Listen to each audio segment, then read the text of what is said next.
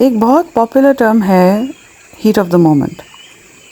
जब भी कोई कॉन्फ्लिक्ट अराइज करता है, जब भी कोई इमीडिएट अब्रप्ट सिचुएशन आती है, हो सकता है कि इंसान के रिफ्लेक्सेस ऐसे ना डेवलप हुए हों कि वो उस सिचुएशन को अच्छी तरह हैंडल कर सके।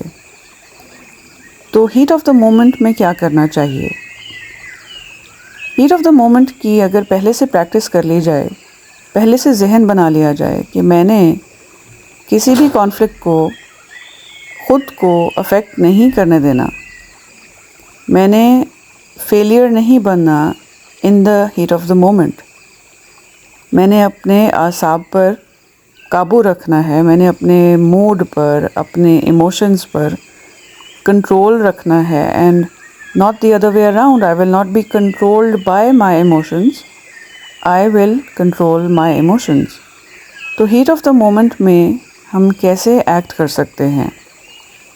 इसकी एक आसान सी प्रैक्टिस है जो कि माइंडफुली अगर हम करें तो बहुत फ़ायदा देगी। और उसकी एक सिंपल एक्सरसाइज ये है कि जब भी आपसे हीट ऑफ द मोमेंट में कोई बात की जाए और आपका बहुत दिल करे कि आप उसका जवाब दें, आप 15 तक काउंट करें। अगर आप चाहें तो आप इस काउंटिंग को बढ़ा भी सकते हैं। आप काउंटिंग स्टार्ट कर दें अपने माइंड में विदाउट शोइंग एनीवन कि आप काउंट कर रहे हैं, because that would become awkward. किसी भी सिचुएशन में आप हों और वो ऐसी सिचुएशन हो कि किसी ने आपको बहुत ही पिंचिंग या करारा कोई टॉन्ट किया हो और आपका बहुत दिल करे कि आप उसको जवाब दें। और जवाब देने का फ़ायदा अक्सर कुछ भी नहीं होता, सिर्फ़ एक शैतानी हरबा होता है आपकी नेकियां उस शख्स को देने का, या आपके कोई भी नेकी अगर आपने की है उसको ज़ाया करवाने का। जैसे ही ये गलत बात आपके मुंह से निकली, उधर आपकी नेकियां ज़ाया हो सकती हैं, आपकी सिचुएशन फ्लेयर अप कर सकती है। It's like adding fuel to the fire. जब भी आप अपने आप को किसी सिचुएशन में पाएं, आप जवाब देने से पहले 15 तक काउंट कर लें, 20 तक काउंट कर लें, जो आपको आसान लगे और जो आपकी रिक्वायरमेंट के मुताबिक हो। कुछ लोगों का गुस्सा शायद 15 की काउंटिंग तक ना ठंडा हो, वो थोड़ा ज़्यादा काउंट कर लें। कोई भी जवाब देने से पहले in the heat of the moment counting करें और अपने आप को 2-3 सवाल ज़रूर पूछें। क्या इस जवाब से सिर्फ़ और सिर्फ मेरी ईगो सैटिस्फाई होगी? क्या इस जवाब से कोई वैल्यूएबल बेनिफिट मुझे या इस रिलेशनशिप को मिलेगा? क्या इस जवाब से हालात बेहतरी की तरफ जाएंगे?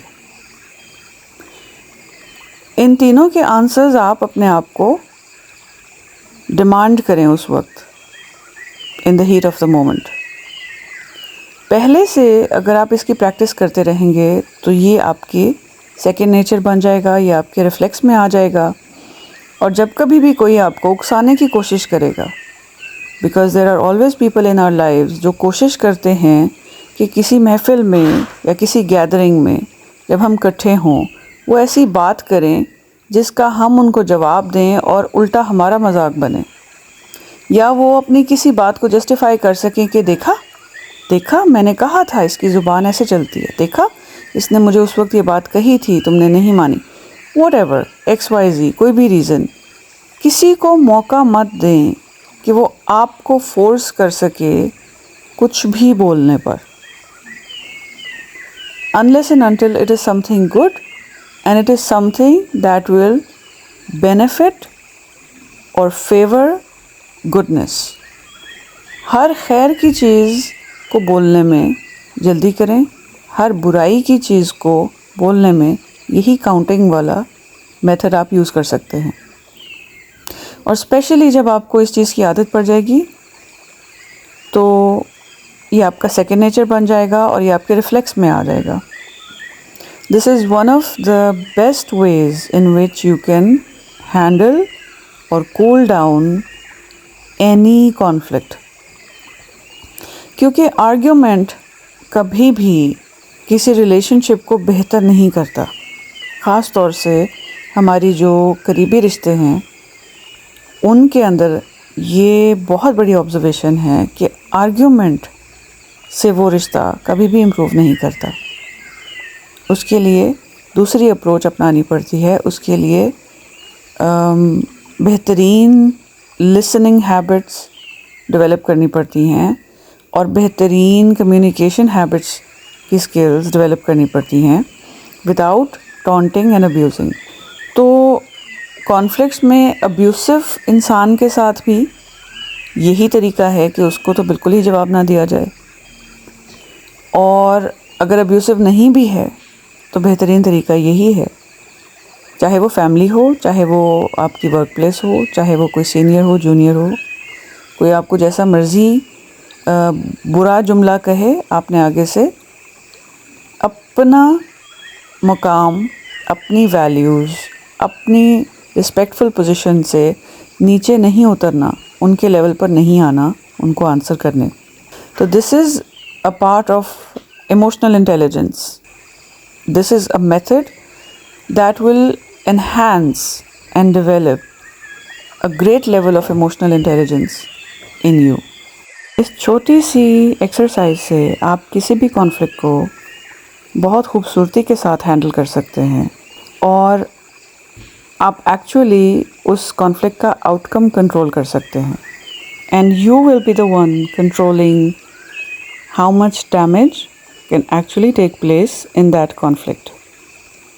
Imagine, you will be able to control the result of the conflict. Isn't that amazing? If you think about it, that's power. That's quite powerful.